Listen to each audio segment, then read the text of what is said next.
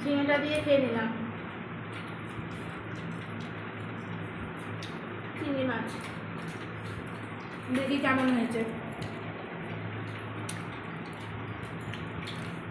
দুর্দান্ত, দারুণ।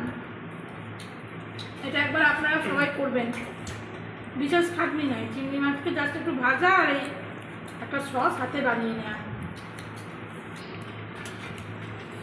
চিংড়ি মাছগুলোকে এই যে এরকম খোসা সমেত একটু লেজাটা কেটে ফেলবেন, মাথাটা একটু ভালো করে ধুয়ে নেবেন, দিয়ে হচ্ছে লবণ হলুদ মাখিয়ে ভাজবেন।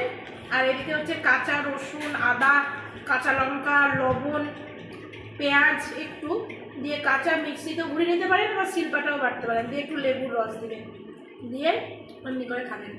দুর্দান্ত, অবশ্যই করে খেয়ে দেখবেন, দারুণ।